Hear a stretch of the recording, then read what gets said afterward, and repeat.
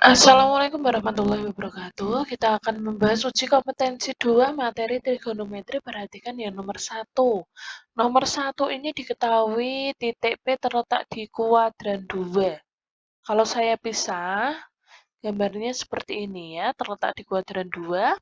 Diketahui PO-nya 4, sedangkan titik A ini min 3, ya kan? Berarti panjangnya AO itu dari 0 sampai min 3 yaitu 3, tadi PE 4. Kemudian sudut alfanya di sini, ya kan? Kita mencari panjang AP menggunakan teorema Pythagoras. Akar dari PO, sisi miring kuadrat, dikurangi AO, sisi tegak kuadrat. 4 kuadrat kurangi 3 kuadrat, 16 kurangi 9. AP panjangnya tuh 7. Yang ditanya adalah sin alfa. Sin alfa kita peroleh dari sifat sin 180 min alfa. Kenapa 180 min alfa? Karena dia terletak di kuadrat 2. Perhatikan yang dimaksud sin alfa ini adalah alfa yang sudut tumpul ini tanda merah. Sedangkan yang kita ketahui adalah yang sudut lancip warna hijau ini. Ya, nilainya itu sama dengan sin alfa sama dengan sin 180 min alfa. Berarti kita patokannya pada yang hijau ini. Sin itu rumusnya demi, depan per miring. Depannya itu AP, miringnya itu 4. Berarti hasilnya akar 7 per 4. Jawabannya adalah yang C. Kemudian nomor 2, diketahui P 2,3 SOP adalah beta, nilai sin beta adalah, nah berarti kita cari titik P 2,3. Ternyata titik P, 2,3 ini terletak di kuadran 4 ya, X-nya 2, Y-nya min 3. Kalau saya tarik sebuah garis membentuk segitiga siku-siku, siku-siku di X. Diketahui PX ini panjangnya dari 0 ke min 3, hasilnya 3. OX panjangnya dari 0 ke 2, yaitu 2. Kita mencari OP yang belum diketahui menggunakan teorema Pythagoras. Akar dari OX kuadrat ditambah XP kuadrat. 2 kuadrat tambah 3 kuadrat, hasilnya akar 13. Ini sisi miringnya. Karena kita mau mencari, sudut beta, sin beta. Sin itu rumusnya demi, depannya 3, miringnya akar 13.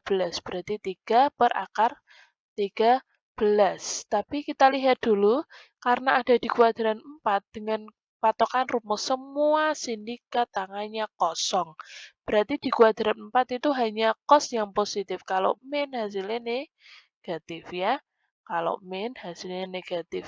Kita kalikan sekawannya ya. Tadi kan 3 per 13. Akar 3 per akar 13. Penyebut akar 13 itu tidak boleh. Maka dibuat dikalikan dengan sekawannya akar 13 per akar 13. Sehingga menghasilkan min 3 per 13 akar 13. Berarti jawabannya yang A. Sekarang yang nomor 3. Berdasarkan sifat yang ada di modul, pernyataan yang paling benar yaitu yang langsung saja ya, yang D ya, nomor 3. Sekarang kita lanjut nomor 4. Diketahui sudut theta itu antara 90 dan 180 ya. Dan sin theta adalah 5 per 6 nilai cos theta. Sebelum mengenal itu, kita perlu tahu dulu yang namanya kuadran 1, 2, 3, 4 ini yang positif apa ya. Singkatannya itu gini ya, kuadran 1 itu semua, kuadran 2 sin, kuadran 3 tangen ya. Tangen yang positif kuadran 4 cos. Berarti kalau disingkat, semua sindikat tangannya kosong. Yang positif ya, berarti kuadran 1 semuanya positif. Kuadran 2 yang positif hanya sin. Kuadran 3 yang positif hanya tan. Kuadran 4 yang positif hanya cos ya. Karena theta terletak di antara 90 dan 180, maka dia terletak di kuadran antara 90 dan 180, dia terletak di kuadran 2. Ya, ingat terletak di kuadran 2. Sedangkan sin theta 5 per 6. Di kuadran 2 sin bernilai positif ya, 5 per 6. Sin itu rumusnya demi, depan per miring ya. Berarti yang belum ada adalah samping. Kita gunakan teorema Pythagoras. Akar dari sisi miring kuadrat dikurangi sisi depan kuadrat. Miringnya tadi 6 kuadrat kurangi 5 kuadrat, 36 kurangi 25. Sisi sampingnya hasilnya akar 11. Kemudian yang dicari di sini adalah cos theta. Cos theta rumusnya kan sami cos itu. Kenapa kok negatif? Karena dia terletak di kuadran 2. Di kuadran 2 itu yang positif hanya sin. Sedangkan cos bernilai negatif. Berarti min per mi. Min sampingnya tadi kita cari akar 11, miringnya 6. Berarti sama dengan min 1/6 akar 11 ya. Isinya yang C. Kemudian nomor 5. Jika diketahui alfa sama dengan 3pi per 4, tentukan pernyataan yang benar. Perhatikan ya, pi itu nilainya adalah 180. Sehingga kalau alfa itu 3pi per 4, berarti 3 kali 180 per 4, hasilnya 135 derajat. Di sini ada sin sama cos ya di pilihan. Kita cari satu-satu. Sin alfa. Berarti sin 135. 135 itu ada di kuadran 2. Kita perhatikan tetap pakai rumus tadi. Kuadran 1, 2, 3, 4. Semua sindikat tangannya kosong. Di kuadran 1 sudutnya besar alfa. Kuadran 2 sudutnya besarnya 180 min alfa. Kuadran 3 sudutnya besarnya 180 plus alfa. Kuadran 4 sudutnya besarnya 360 min alfa. Sin 135. 135 itu antara 90 dan 180. Dia terletak di kuadran 2. Di kuadran 2 besar sudutnya 180 min alfa. Jadi alfanya itu berapa sehingga menghasilkan 135. 180 min berapa hasilnya 135 yaitu 180 min 45. Berarti kita ambil yang sudut 45. Karena dia terletak di kuadran 2, nilai sin bernilai positif. Berarti sin 180 min 45 sama dengan sin 45. Nilai sin 45 yaitu setengah akar 2. Sekarang kita cari cos alfa. Cos alfanya tadi 135, terletak di kuadran 2 ya 135. Sedangkan di kuadran 2 kita pakai rumus 180 min alfa. Berarti sama dengan cos 180 min alfanya berapa? Sehingga 180 itu kalau dikurangi menghasilkan 135. Ternyata 180 dikurangi 45. Berarti sama dengan cos 45. Kita lihat tandanya positif apa negatif. Karena di kuadran 2 yang positif hanya sin, maka cos nilainya negatif. Min cos 45. Min cos 45 itu setengah akar 2. Kita lihat pernyataan mana yang betul. Apakah sin alfa sama dengan cos alfa? Tidak sama ya. Sin alfa setengah akar 2, cos alfa min setengah akar 2. Apakah sin alfa plus cos alfa hasilnya 1? Apakah setengah akar 2 dikurangi setengah akar 2 hasil 1? Salah. Hasilnya yang betul adalah yang 0. Berarti isinya yang C. Ya. Coba yang D. Sin alfa dikurangi cos alfa apakah 1? Setengah akar 2 dikurangi min setengah akar 2 sama dengan setengah akar 2 ditambah setengah akar 2. Hasilnya seharusnya setengah ditambah setengah itu 2 kalinya setengah akar 2 ya. Seharusnya hasilnya adalah akar 2 ya. Di sini hasilnya akar 2. Nah, sudah. Ini sama ya kayak sin alfa min cos alfa setengah akar 2 dikurangi min setengah akar 2 ya. Salah hasilnya akar 2 ya. Berarti isinya yang C, betul ya. Oke. Kita lanjut nomor 6. Hasil sin 210 cos 150 min sin 240 cos 300 adalah kita perlu tahu yang namanya kuadran 1, 2, 3, 4 semua sindikat tangannya kosong. Seperti tadi perlu diingat-ingat lagi ya. Di kuadran 1 yang positif semuanya. Kuadran 2 yang positif hanya sin. Kuadran 3 yang positif hanya tan. Kuadran 4 yang positif hanya cos. Jadi singkatannya semua sindikat tangannya kosong. Terus kita lihat sudutnya juga ya. Kuadran 1 sudutnya rumusnya alfa. Kuadran 2 sudutnya rumusnya 180 min alfa. Kuadran 3 sudutnya 180 plus alfa. Kuadran 4 rumusnya 360 min alfa. Sekarang kita perhatikan sin 210 ya. Sin 210 Sin 210 itu antara 180 dan 270, berarti dia terletak di kuadran 3 ya, ini di kuadran 3. Kemudian cos 150 antara 90 dan 180, berarti dia terletak di kuadran 2. Sin 240 terletak antara 180 dan 270, berarti di kuadran 3. Cos 300 itu terletak antara 270 dan 360, berarti berada di kuadran 4. Di kuadran 3 ini rumusnya 180 plus alfa.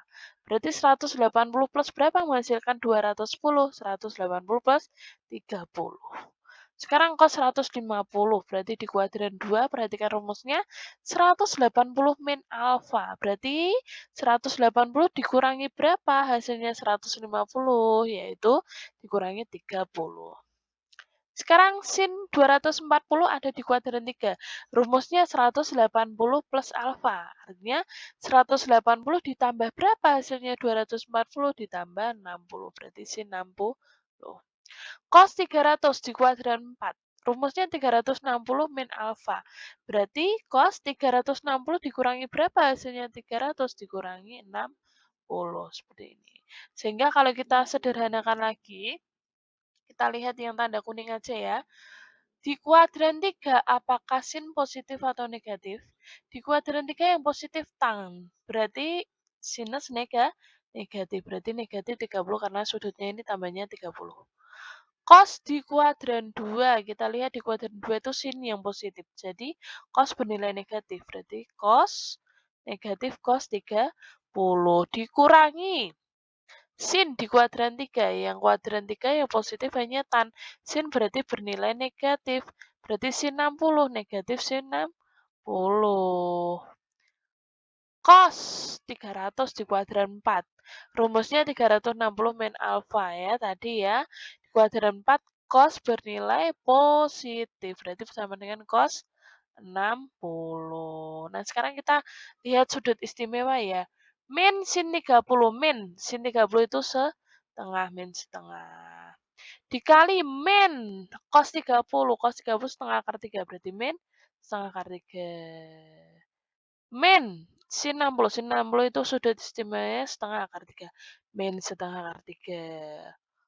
Cos 60 positif ya. Cos 60 itu setengah. Ya. Min kali min hasilnya positif. Setengah kali setengah seperempat. Terus akar 3. Min kali min positif. Setengah kali setengah seperempat akar 3. Kan ada 2 kali seperempat akar 3 ya. Saya tulis ini, 2 kali seperempat akar 3. 2 kali seperempat akar 3 dicoret antara 2 dan 4, sehingga tinggal setengah akar 3. Jawabannya yang C. Kita lanjut nomor 7, sama ya caranya ya. Kita perlu mengingat bidang kartesius semua sindikat tangannya kosong. Kuadran 1, 2, 3, dan 4. Perhatikan di kuadran 1 semua bernilai positif. Kuadran 2 hanya sin bernilai positif. Kuadran 3 hanya tan bernilai positif. Kuadran 4 hanya cos yang bernilai positif. Berarti kalau disingkat semua sindikat tangannya kosong. Kemudian kita lihat rumus sudutnya. Kuadran 1 rumusnya alfa. Kuadran 2 rumusnya 180 min alfa. Kuadran 3 rumusnya 180 plus alfa. Kuadran 4 rumusnya 360 min alfa. Sekarang kita lihat ya di kuadran sin 150. Berarti 150 antara 90 dan 180.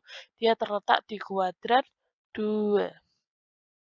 Sin 120 antara 90 dan 180. Berarti sin 120 di kuadran 2.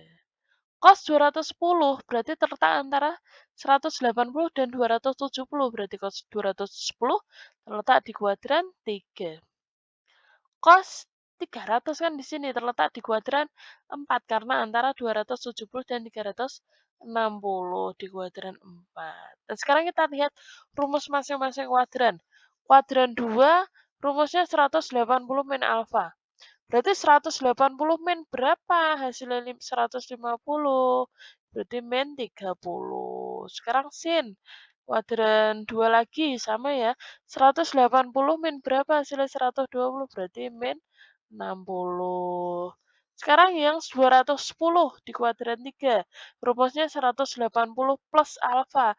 180 ditambah berapa? Hasilnya 210 ditambah 30. Kuadran 4, 300.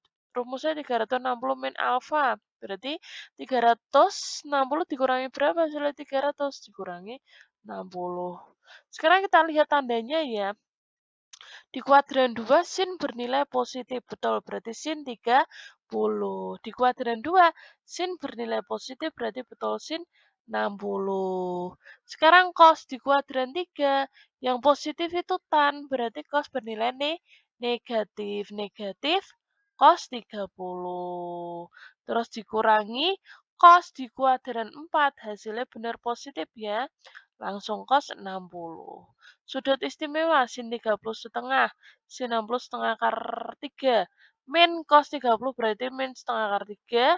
Min cos 60 berarti min setengah. Nah, sekarang kita selesaikan. Ini boleh ya kita, apa namanya, komutatif setengah akar 30 setengah. Saya buat seperti ini biar bisa dicoret dengan yang bawah. Min-nya kita keluarkan jadi min dalam kurung setengah akar 3 ditambah setengah. Dicoret-coret habis, berarti tinggal min 1. Hasilnya berarti yang E.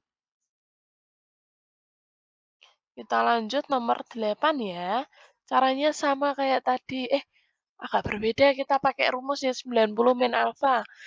Perhatikan ini, sin 15 kali sekan 15 per cos 75 dikali kosekan 75.